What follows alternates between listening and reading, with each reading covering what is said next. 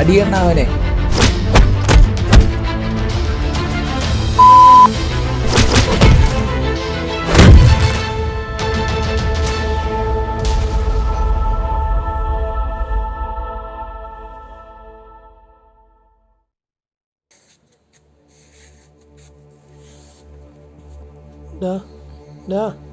എഴുന്നേക്കടാ.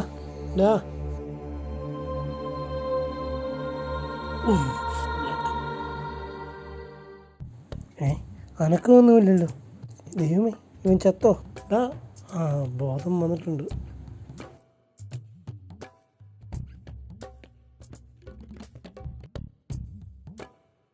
ചത്തില്ലല്ലേ?